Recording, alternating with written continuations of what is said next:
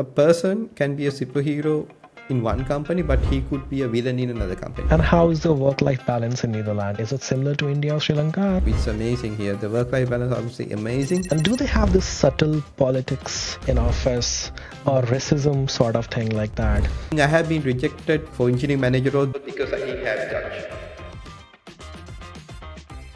Racism is everywhere. I like that honest answer. Someone who went to Netherlands, who studied there, how to get a job after the study. Discovering yourself, discovering the problems you have in the project, or discovering things that need to be done, and take the initiative on. Not for a big companies, but for startups, really care about your degree. They just want the skill sets to have. And also there's something of freelance engineers over here that they work for like a shorter period and they get a much more higher salary, like twice the amount of that. Now, is Netherlands going through any kind of recession right now? This is not a cheap country to live in. This is an expensive country to live in. But again, I go to my previous answer. Why you come to Netherlands matters. Hello everyone. Today in this podcast, we have a very interesting person with us, Ashan, who worked as a software engineer across 6 different countries, Sri Lanka, Romania, Singapore, Malaysia, and currently Netherlands, with his education from United Kingdom. If you are the one looking to move to Europe like Netherlands, from India or Sri Lanka, as a software developer, this video is for you. Watch till the end. I'm your host Keshav, based out of Tokyo. I'm working as a software developer. I bring people from tech to this podcast to talk about tech, career, and relocation abroad, and everything related to tech. Hi Ashan, how are you? Hey, hi Keshav, how are you? Doing good. Thank you for your time, Ashan. I'm glad to be here. It's a nice opportunity to give back to the community. So yeah, I'm quite excited to be on the podcast. Great. So let's start with your journey. Can you give us a walkthrough about how you get into iOS development?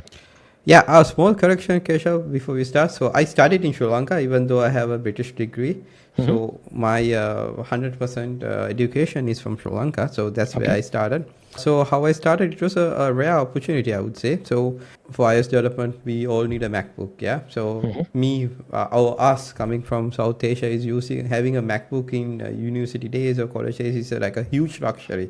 You rather not get into iOS development at front. But I got this opportunity at a company which I never applied. They wanted to iOS developer. At that time in my university studies also, I was doing Android development. So that was back in 2010, 11, around that period. I was doing Android development, and I was a bit reluctant to go for that because I never have done iOS development, and I'm pretty sure I failed that interview for sure. But I think at that time they wanted a junior developer, like a fresh graduate to start on iOS development for their immediate hire. So I got into that field. So that's how I started my iOS development journey. I really hated programming back then. So what I was applying was more like UI designer or something into that period where there was no programming, because I never liked it, what we did in the college days, like Java and so on. So how was your initial job in Sri Lanka?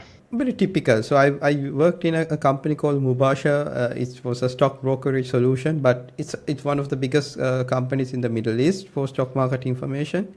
I would say it was a really good learning opportunity. I had really good mentors, I would say, how to learn, so on. And also I must mention one of the tech leads I had called Sanjeev Bamrasinghe. That tech lead actually taught me how to work in a companies rather than programming, like how to manage the stress, how to manage the workload, how do you even write a proper email. I think that was the stepping stone or the foundation of a good engineer. It's not just engineering in a sense. It's all about how you handle work in a big enterprise environment. And how was your experience working for different companies in different countries? Good question. So I think right now I have worked, 7 or 8 companies in my 13 years of experience, and I always raise myself where I wanted or where the demand is, rather than just being stagnating in a different company. I would say it differs on the culture, it differs on the company, it differs on the country also. In the same country, you can have different cultures. different business cultures. Going back to your question, how it says every company is a learning, every country is a learning, every culture is a learning.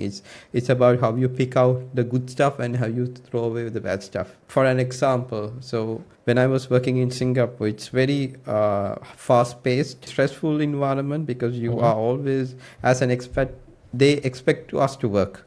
That's the main thing, and there's good money also. There's taxes. You learn on that rather than questioning about whether this is the work-life balance. You rather learn how to work in a very fast-paced environment, how you take quick decisions, and how you learn from that mistakes. Because they are in a culture like Singapore, you don't have time to research a lot, make the most perfect solution. It's more like trial and error. Get this done. If it's not work, you work on the same way. But if you come to Europe, it's more like you get to a lot of work-life balance. You get more of planning. It's not fast-paced as it is like in Asia or Singapore. You get to do your homework done. Got it. And then how did you landed in the Netherlands? How did it happen? Oh, yeah, so I think in my career, it's more or less, most of the cases, people reach out to me on LinkedIn. I'm not sure, I can't really pinpoint to say what's significant about my LinkedIn profile, but I just try to make it much more easier to be highlighted. I just keep my headline very short, very precise what I do, and I make sure I always get a recommendation from a company when I leave, from a colleague or from my reporting manager, what we have done so far. It gives a trustworthiness of a colleague and also credibility of that person. How I landed my job was, at that time, I was working in Sri Lanka. I was working for a Fortune 100 company called Cisco back then from Sri Lanka. It was a Sri Lankan company acquired by the American company. They were the biggest food service company. But at that time, Sri Lanka was also going through a tough time with COVID. This company called Ball reached out to me. It was sailing away from that place. It was a good opportunity. I wanted to get back into programming and engineering. I kind of miss iOS development back in Sri Lanka because I was doing more of a tech lead or engineering manager role. So I was very enthusiastic about getting back into iOS development. So that's how I landed the job with a couple of interviews. What things you took care of when you were trying to get a job in Netherlands and when the recruiter for that matter approached you and you thought of, okay, let's go with this particular company, and you started giving interview and you got an offer, right? So what things you took care of when moving to Netherlands, if you want to share some of your experience? Yeah, I mean, nothing but particular because I have always been kind of like a nomad who were working in multiple countries. When that happens, it's more of like just packing the bags and let's get going, a mindset. Something to consider is you need to do your research first before you move to any country. It's more or less, it starts from the initial phase. So you need to understand the salary you need to take in because one of the issues that I faced so far was when I was applying from Sri Lanka to negotiate the salaries. So whenever we place ourselves back in our home country, our salaries are quite low, and you need to negotiate it for a better salary. So that is a very hard position to be in because you don't have leverage. Because whenever they say what's your current salary, it's 5 or 6 times lower than the asking price. But rule of thumb, what I would do is I'll always think of the GDP per capita of a country and make sure my salary is at least 10,000 euros or 15,000 euro more than that. Okay. So that makes you be on like top of the top 10% of that country to earning, and you make sure that you have enough wealth to have a comfortable life. So if you are moving to a country, if your salary is lesser than the GDP per capita, that means you're gonna have a hard time. You don't need to step down, like most of the people from the Asia things, moving to a Europe country, it's better regardless of the salary you are getting, but it's actually a step down if you're not having that comfortable salary to live in that country. You rather stay back in India or Sri Lanka or whatever the Asian country is, because you can have a much more better life, the current salary you have. Correct. So always think of a step up. But for Netherlands, it's more of a new experience for me. because like Sri Lanka has one of the shittiest passports in the world. We don't have much of visa-free entry. Even to Schengen, it's really hard. I think same to India. I guess so. So it was a more of an idea to see the world, travel to most of the EU countries or Schengen countries, and have more experiences. So how was the interview experience of you with the Dutch company? Like, is it your first company in Netherlands, or do you have you changed? So how was your interview experience? How different it was from India, or for that matter, Sri Lanka? Back in Sri Lanka, I did a lot of interviews. In Sri Lanka, in Asia, I think that most of the interviews are we dig deep by questioning. Like we have like several rounds, maybe 4 to 5 rounds. We didn't do live coding in Sri Lanka, but what we did was we navigate through like existing project they have that they can show us these questions, why you did that and so on. But in Netherlands, it's more of the number of rounds are lesser. I will talk about the top tier company like Booking.com and so on, how they do. At the current company, it was much lesser one. What they did was they had they do something called a culture fit interview. Behavioral interview, similar to? Behavioral. It's more like whether you have like a vibe check, I would say, like a vibe check kind of an interview. It's really hard to say what it is, but it's more like for that team. So the hiring manager and the team member do this culture fit interview, whether they have work in like a bigger company, whether they have the similar exposure, whether the goals are aligned. Like whether they want to work in a bigger company, whether they have this freelance mindset or whatever. What's quality for them? It's more like who are you as a software engineer kind of interview. After that, the interview was I had a take-home assignment. So what they did was they asked me to do one of their pages in their application and so on. And after that, it was just a final interview. Not final interview. There was 2 more. Another interview to discuss the assignment, and the final one was just with the HR and the hiring manager to discuss the salaries and so on. That was the part. But that has been changed in my 3.5 years now. In a different way. And how is the work-life balance in Netherlands? Is it similar to India or Sri Lanka? It's amazing here. The work-life balance, I would say, amazing. At the same time, it's like a double-edged sword. A person can be a superhero in one company, but he could be a villain in another company. That way. So for some people, work-life balance could be a good thing, but when they have like kids or family, whether they have. For other people, it could be much more boring. Like they need more energy to work on. But in Netherlands, I work in a very Dutch company, and the work-life balance is amazing. So we don't measure with deadlines, but there are always pressure to meet organization goals, but it's not like in Sri Lanka that you need to spend after 6 to get the work done. Right. If it's weekend, it's weekend. No one is going to call you, or after 6, no one going to message you or anything about a production issue, unless you are on a roster for a support or something. And you get paid for that roster also if you are. Yes. But we talk about this work-life balance. How about the career growth opportunity? It is similar to India or Sri Lanka, or better than that? No, not really. This is my personal opinion. In a South Asian country, we do have something called a career growth, and that's what we thrive on, because we always look for the next promotion. We always look for the next increment, and we always look for what's next in our path in the company. If there's there's no growth in that company or no more promotion, we always change the company and so on. Right. That's because the work-life balance of the life, we have to make sure it's comfortable for the next 5 years. The economy that's comes with the issues with the country, everything we need to keep fighting on. But over here, where the life is more comfortable, there's no challenges such as you need more money to survive, you need more things to so on. There's less of a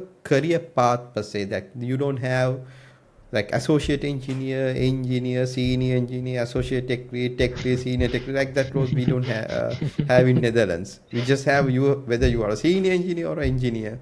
Or, that's it more or less. You don't have like a career path like that. Got it. So it's like more of a moving to first world country gives you that complacent in your job that you are not have to continuously worry about financial aspect, so that you are giving your 100% to the job that you're doing because you're getting well paid off. And it gives you a security also, and also the time to enjoy the other parts of life. And also this is something also you need to consider, us coming from Asia, the income taxes. So Okay. yeah, so like for countries like Sri Lanka, India, we have taxation steps, right? Like for the Yes. first 1 million, you pay this much. For the second 1 million, you Correct. have this much, and on top we cap off like 36, 37% in India or like in Sri Lanka, it caps off around that period. So the more you earn, like at least you can take more money. You're But right. over here, the more you make, more you give back because it's 49% taxes. Okay, flat. Yeah, Or do they have after slabs? 70,000, yeah, after Okay. 70,000 per year, it's Okay. flat 49%. 48.9 something, like close Oh, to the that's too half. much. Yeah, it's like if you make 1,000, let's say you got an increment of $100 per month, Mm-hmm. you're taking 50% only. Correct. Correct. So it's like half of the year. Like most of the cases, a software engineer will make more than 70,000. Mm-hmm. Most of the cases, at least 80%. I'm not sure about the numbers. It's around 70 odd something. Mm-hmm. But after that, you are like working half of the free. But same time, you need to understand that tax money is the one that gives you that work-life balance, the infrastructure, the better roads, and so on. So that's what. But yeah, if you are coming for making money, Mm-hmm. Europe is not the country to be in. Because of high taxation. High taxes, you can't make a lot of money. If you want to make money, go to Malaysia, Singapore, Dubai, where the taxation law, you can send back Yes. more money back to Sri Mm-hmm. Lanka or India. Mm-hmm. But if you want to have a chill life, if you have different life goals for the Mm-hmm. next 5 years or the 10 years, yeah, Europe is a good country to be in. And is it necessary to have Dutch to work in tech industry over there? Like if I don't know No, Dutch, no, would it no, be it's not necessary. But that was one of the reasons I considered Netherlands. At the time I was getting the Netherlands job offer, I had another job offer from Berlin. In Germany, it's all German, but they do. Berlin is very international, but they speak English.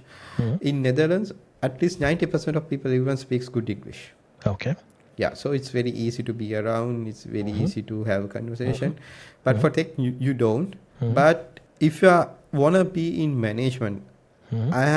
I have been rejected in for engineering manager role because I didn't have Dutch. In our culture, you get this point, right? You become a engineer. At one point, you want to be a manager. You want to be a people's lead. That's where our Mm-hmm. culture Mm-hmm. leads to. That's Mm-hmm. where our growth is. So if you Mm-hmm. want to be a people lead, it's that bit hard.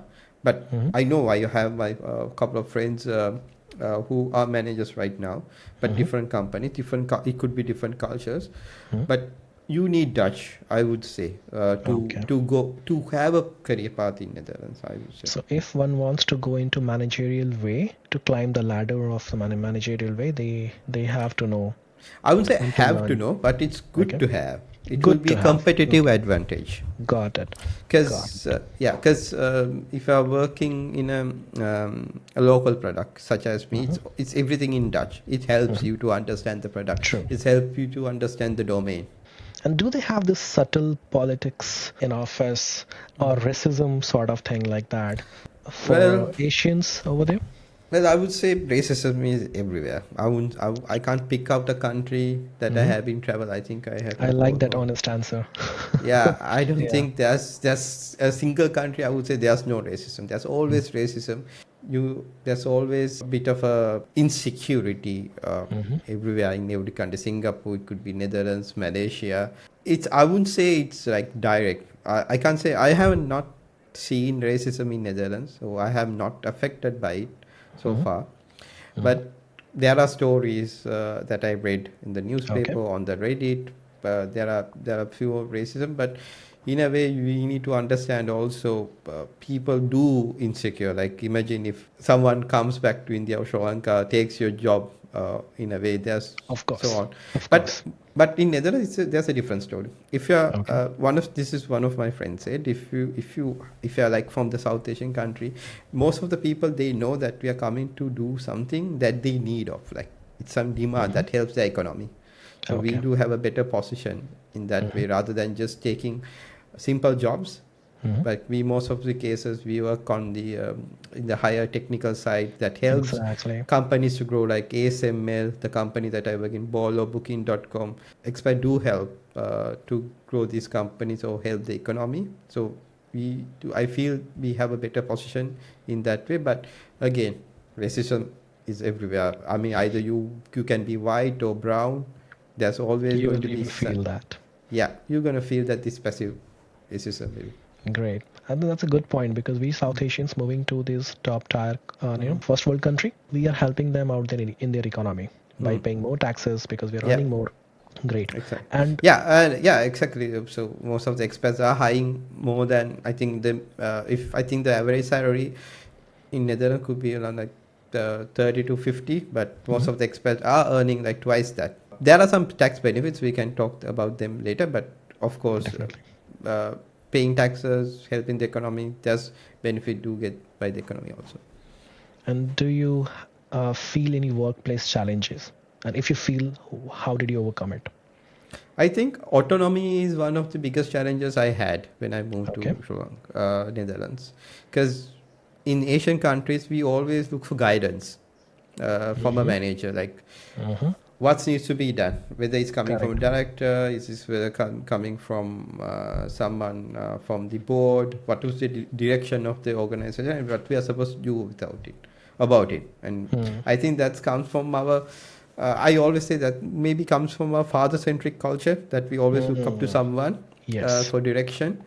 But over here, it's very autonomous. We don't Okay. need direction. If you think that something needs to be done, you can just go and do it. So that was a bit of a culture and a challenge for me to understand, because we always look for direction, what needs to be done. But it's not the case. It's about discovering yourself, discovering the problems you have in your project, or discovering things that need to be done and take the initiative on it. Yeah. And how about the job security and notice period norms in Dutch Yeah, companies? I think the notice period, I mean, job security is quite good here if you have a Okay. permanent contract. So what If is I permanent contract? Yeah. So let me. So there are two types. One is a definite time contract, that where you have a contract for 1 to 2 years or 9 months that you sign up. So Okay. after those periods, or usually if you go, company wants to keep, you will get an indefinite contract. So there's no ending period. So that's a Got it. permanent contract. Because of the labor laws over here, the company can't simply cancel your 1 year contract also. Okay. Yeah, so it has to be let go naturally. So after 1 year or so on, or you have to pay like severance or something. But if you're on a permanent contract, you have much more tighter labor laws. You can't get fired like that.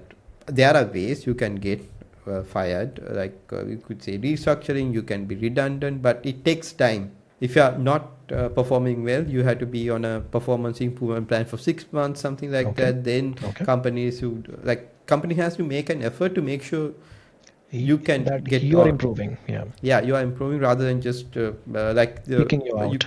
you kick you out in the US Way. Yeah. way. Even in Sri Lanka, its labor laws are quite good.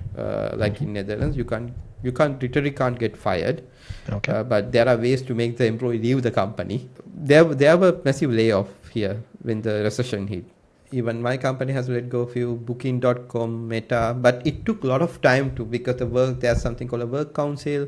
The employees are there, they have to negotiate what the package they have to give to if you let go, what would be the things company has to pay to make sure the transition is done. That's a work council that company has to work around it.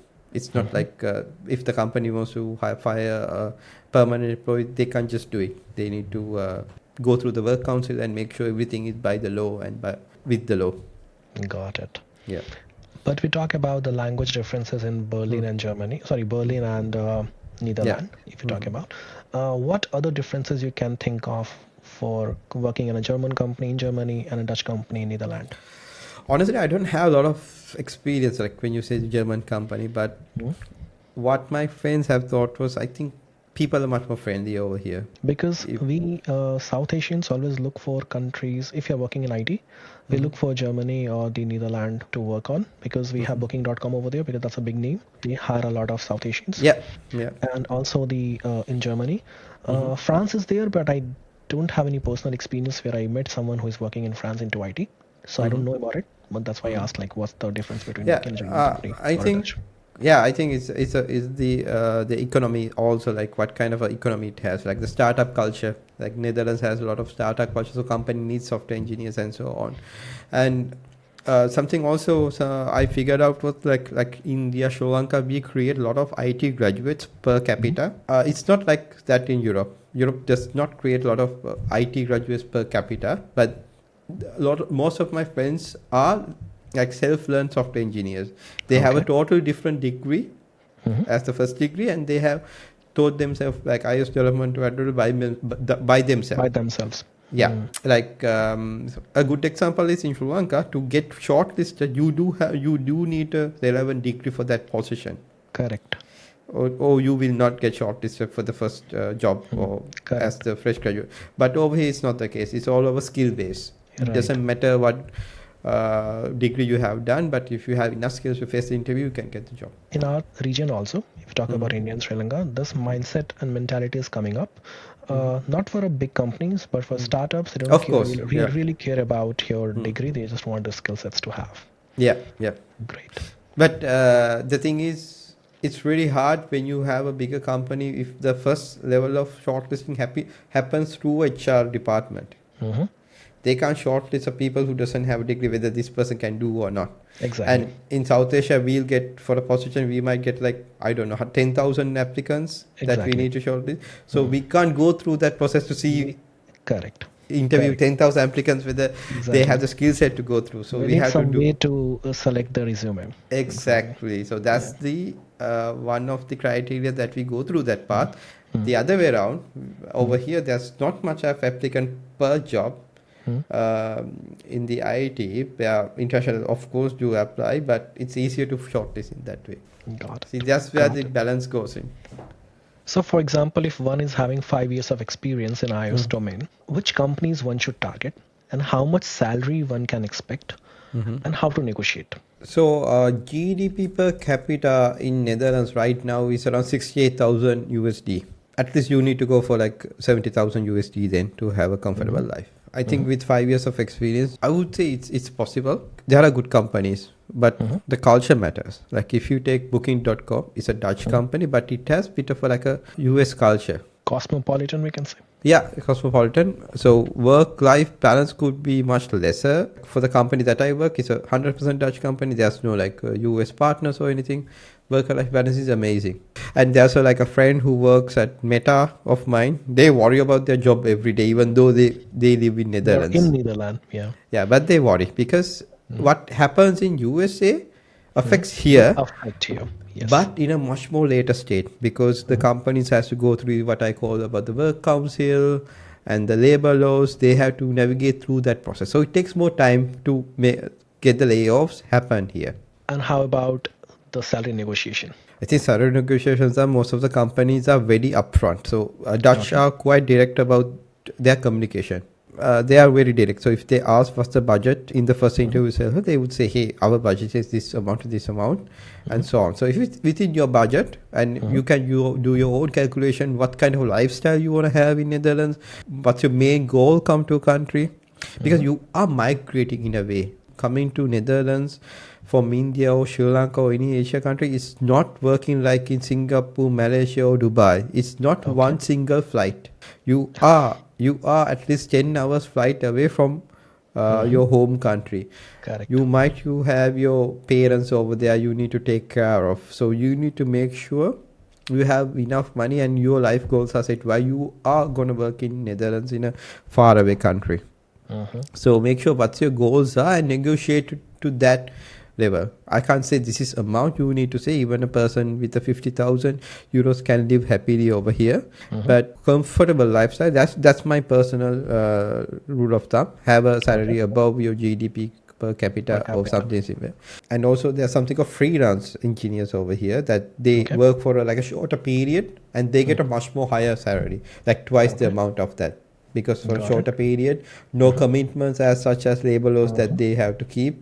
But for the demand, they can get a higher salary. But we can't do that under employment or like a visa that we come into Netherlands. We can't be a freelance. Yeah. We cannot be a freelance. Okay. I think US decides the dominance of strategy of tech across the globe. So what happens in US affects the entire world in space of technology. exact companies like Miro, they were affected by different layoffs and so on. My friends were affected.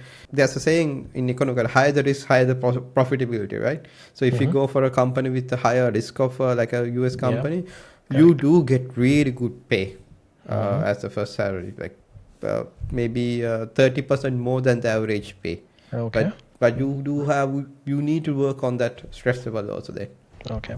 And do they give joining bonus also, or do they have annual bonus as well apart from the salary? There's a called sign-in bonus, but they do like a relocation money for us to get the furniture, whatever you need for the new house, for the house and so on. They do give a. And that is also not good to share, like that is confidential too. Yeah, it's confidential person to person, to level to level. You usually give like 1 month of stay in a hotel or another apartment until you find a place. And what is the average salary hike in Netherlands? Oh, that's going to make us cry, people who come from South. So in India or Sri Lanka, usually we get around like 15 to 30% salary hike per year. Yeah. So over here it could be like 1 to 5%, something like that. Okay. Yeah, because of the stable economy. Yeah, that's one of the main reasons. Because the inflation is so low, about to 3 to 4%, you don't need to have more than that. Have that much hike. Yeah, unless there's like a promotion or something happens, it could be most of the cases. At least in my experience, it's supposed to be like a inflation fix, I would say. The salary hike is inflation fix for the upcoming one. So you are not losing money on your salary. Got it. Yeah. Do all the tech employees, whether they are QA, software engineers, UX designers, UI UX designers, have the same salary in Europe? Because I heard that they have the same salary. Doesn't matter they're QA, UI UX engineer or the software engineer. Is that true? It's true. It's the same salary because everyone goes on the engineering category. Got it. Yeah, but the UI I would say product. But the thing is, inside that role, you have different levels of the salary. So even though I'm an engineer, I could be in 1, 2, 6, 1, 2, 3, 4, 5, 6, 7 level engineers, like in Meta or like in Booking.com, we have like L1, L2, L3 kind of. So in that same designation, you can have multiple salaries. That's it. In Europe, you don't have a lot of designations. You could be an engineer for like 15 years, but you can be like a L5 engineer, L7 engineer, like that. So they would be paid indifferently. And those are the things that I said confidential, because I could be saying a whole different incorrect salary information, that who is in the same position in a different level, and that is not exposed. Yeah. And what is the cost of living and for that matter saving scenario? If one is making around 70,000, let's say the GDP per capita is 68. So we are talking about just 70,000 if someone is making. How much one can be saving in that particular salary? I think it depends on the lifestyle again. How much money you have, like whether you have a own house, whether you have your car, and so on. So typically right now, housing market is really bad now. It's really hard to buy a house over here. You can buy a house, by the way, in Netherlands if you want visa also. That's a really good investment way, because housing prices are going high. For 70,000, you could easily save up to maybe 1,500 euros per month with the expenses cut in. This is not a cheap country to live in. This is an expensive country to live in. But again, as I go to my previous answer, why you come to Netherlands matters. Whether you are migrating or whether you are making money. So if you want to make money, you can have a very cheap lifestyle without traveling, without having a car. Public transport is good here.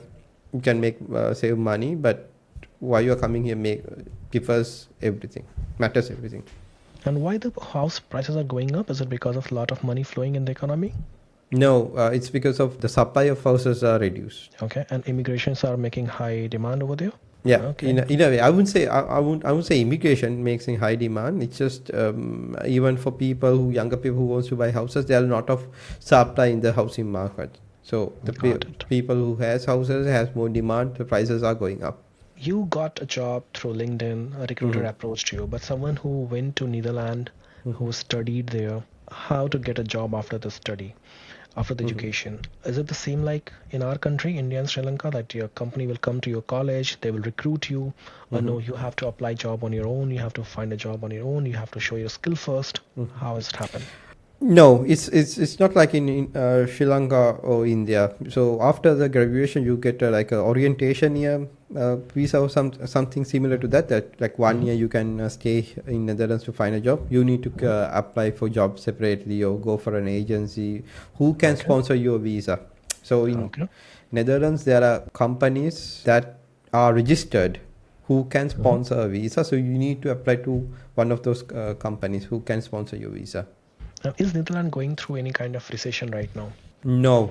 But there was a recession, but it's not bad like Asian recession. It's just like we went up like 7% or 8% inflation. And how about layoffs, like US? There were layoffs. Layoffs were everywhere because people didn't know what to do with the contracting economy. In my opinion, they hired a lot during the COVID period, working from home and so on. And once the COVID period went gone, they understood that we have too many engineers in a way. So that's why the restructuring started coming up. Like if someone loses a job in Netherlands, what options do they have? Can they stay there and look for a job, or they have to move back to their home country? So usually a company's notice period is 2 months. So as you said, like if you're a permanent employee, it's really hard for you to fire you. So it would be voluntarily leaving the job kind of way. So it's a 2 month of notice period. Once you give the end of the period, you will get another 3 months of visa to find another job, which will not affect your stay in Netherlands. This is a very gray area. But if you have a 1 year contract, at the end of the 1 year contract, that's it. Then you need to go back then. Because if you get a 1 year contract, you will get 1 year visa on the resident permit. So the visa comes with the contract year you have. Exactly. So if it's a indefinite contract, you will get 5 years. The max they can go for 5 years. Yes. And then you have to renew it every 5 years. Yes. Got it. By the way, how much people get laid off in your company? Okay, this is to post editing, but this was on public news. I think around 100 people got laid off, but 100 people got laid off. But I will double check and I'll let you know whether I can keep this on the recording. Cool. Let me re-record that. I think in my company, I think this is under public record. I think around like 100 people from the engineering or no, not from the engineering, from the whole company, like 100 people got laid off, like with the and what is the total size of employees in your company? Oh, I think we have like 3,000 employees altogether, like marketing and all. Got it. And what mistakes if you found that, what mistakes people generally do while applying for job in Netherlands, or what things a job seeker should take care of while applying for job in Netherlands? Yeah, I think one of the biggest mistakes that we do when applying for a role is our CVs are not very focused for the role. In a way that, let's say if you're an iOS developer, just make sure that your job role actually reflects your CV. Like you don't need to put about AWS stuff whether you have done, because in our Asian we do a lot of stuff as an iOS developer. So it's like a full stack. We do, as a tech lead, I did many things in my portfolio, like AWS, Azure, maybe technical designing. But over here, when you have these stuff, it's really hard recruiters to shortlist your CVs, whether you are a right person for the fit. So if you are applying multiple roles, like for a person like me, I could either go for engineering manager role, or I could go for iOS senior developer role. Make sure you have 2 CVs emphasizing on those aspects, so you can easily find. So if you just cramp everything into one, you're just going to have one big resume that would be skipped by most of the recruiters. So one resume fit all will not going to work over there. No, basically it's not going to work. Separate resumes for separate roles if you really want to. Yeah. Perfect. So we talked about visa, but how many types of visas a tech employee can get? Like what are the different categories? In Europe, there are multiple visas, like country-specific visas and EU zone-specific visas. So country-specific visas are like temporary visas that the country provides to work in the fields and so on. And also for technical and engineers like us, we have something called highly skilled migrant visa. And the blue card is also there. So the difference between we call the HSM visa, highly skilled migrant visa, and the blue card is the salary requirement is much lower in the HSM visa. So you can get a HSM visa for a lower salary, and also it comes with some tax benefits. But in EU blue card, it has a higher salary requirement, but it's valid all around the Europe. Oh, okay. Yeah, so you can move your residency to a couple of countries. Like if you get the blue card, if you lose your Netherlands job, you can move to Germany and work on the same blue card. So it's just a matter of changing the sponsor. Got it. What is the minimum salary you talk about for HSMV is? Yeah, High skilled migration visa. For now, it's around 5,600 per month gross. Okay. So if you are 30 years, that is, I think, GDP per capita, right?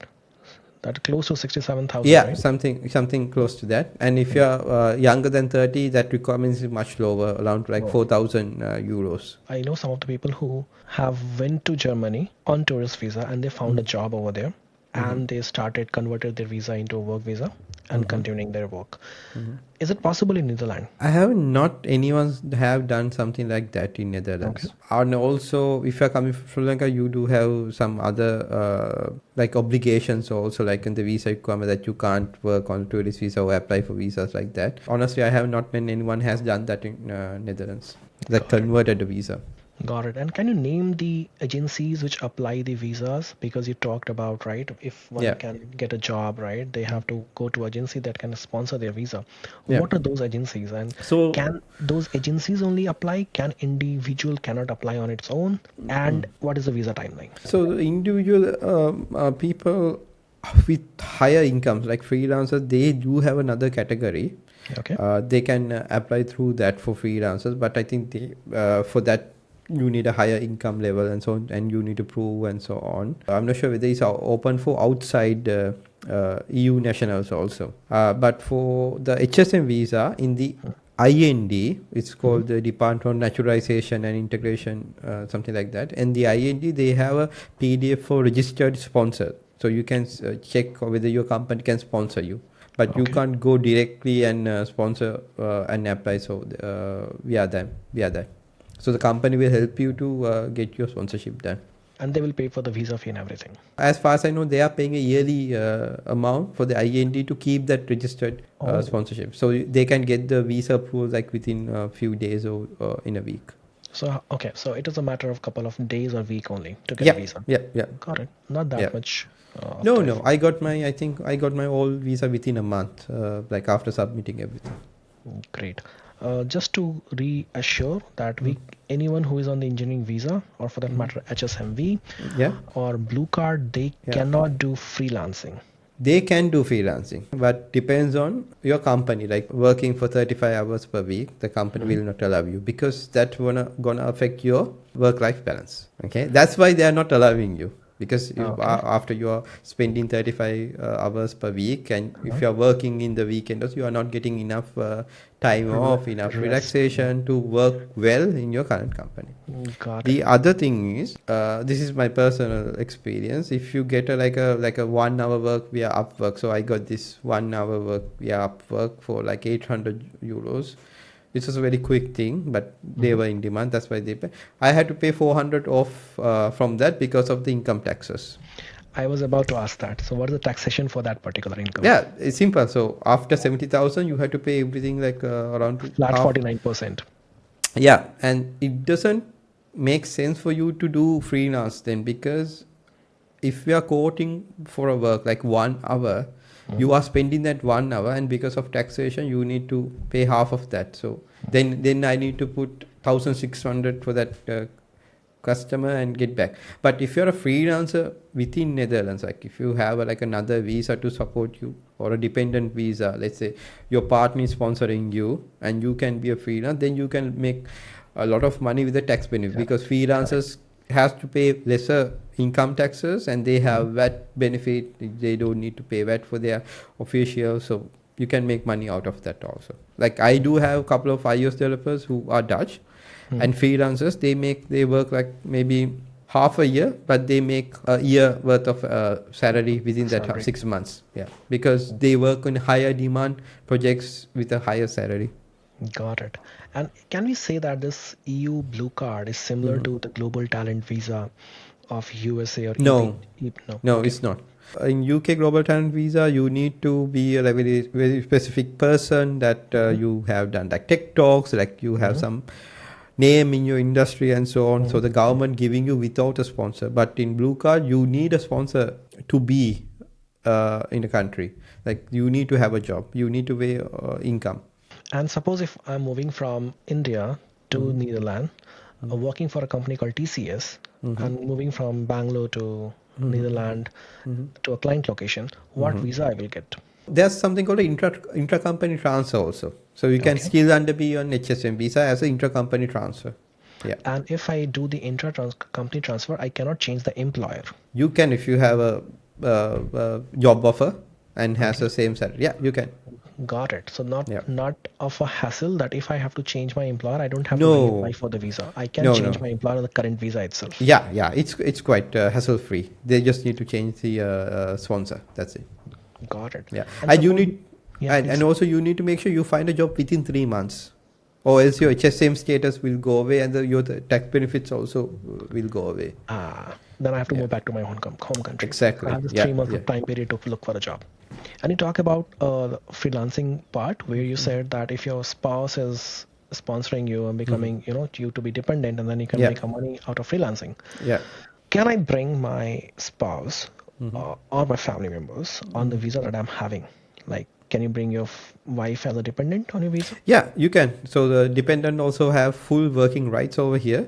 But the issue is, unless your partner is a software engineer, it will be a bit hard to find any specific job that they have done in their home country, because you need Dutch then. At minimum, they can make around 2,500 euros. Got it. So either you are a tech employee, then it's easy for you. Like your spouse can also work on as a dependent visa. No, they can have their own visa also after some time. Okay, after some time. But okay, Yeah. if the spouse is moving with you, she doesn't have to care about, or he doesn't have to care about looking for a visa. He or she just have to care about getting a job. Once they get a Yeah. job on the dependent visa itself, if they want to try, they can try and get their own visa as well. Exactly. If they find an employee that can sponsor visa, they can have their own visa. So then the couple is more stable because each one has their own Exactly, have visas. their If own someone, visa. if someone does a job, other can be the dependent and Yes. stay for more than 3 months until they find a job. And also one can go freelance also. Could be more profitable if you are like a front end developer or someone like that. We have a lot of scams going on as well. Like people and agencies loot people on the name of fake visas and fake job assurance. Do you know about some similar thing like that happening in Netherlands, or have you been affected by such? No, not for tech jobs though. But for lower skill jobs, there are always scams. Like people are asking for 1,000 euros to pay for the registration, then another euros when you get the job. But they are rewarding it for maybe for this temporary field working, like for vegetable farms and gardens and so on. But you don't need to pay money actually, like for these stuff. There could be, I think you need to come as in an agent for this temporary visa, but you need to understand. At the same time, Netherlands is not a cheap country, so you can't work it minimum salary and Correct. send back money back and so on. Correct. And you will be working. I mean, I think working conditions are really good because of the tough labor laws over here. But then again, that expensive earners of Netherlands is always going to be there if you're coming for a lower skill job. But it's going to be temporary also, like 6 months or something, those visas. And any red flags one should look for when they get an offer or from recruiters or visas, anything like that? I think asking for money at front for registration is a red flag itself. Biggest red flag. You need to make sure like you get your job offer and the letters done before you pay anything then. And there's IND. You can log in and like check your status and so on. And what about the permanent residency over there and citizenship? Oh yeah, so that is one of the biggest topics in discussion right days with the far right government. So there's this trend going on. Most of the governments in Europe becoming far right, and Okay. they're making it harder to be a permanent resident or a citizenship. Correct. For now, in Netherlands, the requirements are the same. You need to have if you are on HSM visa, you need a very basic language skill to be passed to get the integration diploma, and after 5 years, you can get either citizenship or the PR. Mm-hmm. So same requirement for both. Got it. Okay. Yeah. I think the entire world is moving towards right. Yeah, exactly. Everyone is So a right government. yeah, so UK did 10 years now. Portugal did 10 years for citizenship. So Okay. the Netherlands elections are just in October. We have to see what's going to be. Happens. What happens. And common stereotype or misconception about Indian IT employees over there, do they have, or they just don't care? I would say for Sri Lankans, like everyone thinks like Sri Lanka is a part of India. It's a common misconception for me. I think, I think a lot of, I have a friend, he is from Pakistan. He also says like they consider India, Pakistan, Sri Lanka, Bangladesh, Nepal as an Indian. Yeah. So that's a missing conception, and also the other part is like we were colonized by Dutch for a long time, and most of my Dutch. It's funny that most of the Dutch colleagues didn't know about that. Like for 200, so I was like, God, you don't know, like that's what we learn in our history, like it's in our history books, we learn in our school. But it was surprising that they, at least for They me, didn't know they about it. not knew about it a lot. Out of all the companies you have lived in, which country you found the best? Depends on what work-life balance, money. So again, it's So money depends on where. Singapore, work-life Money, balance Netherlands. yeah, money Singapore for sure, and also Malaysia. It was really good. Work-life balance Netherlands, and always if you want some career opportunities, it's always the home country where you thrive in. Correct. Thank you, Ashan. It was lovely talking to you. A great talk. Thank you for your time. Thank you so much, Keshav. Love to be here.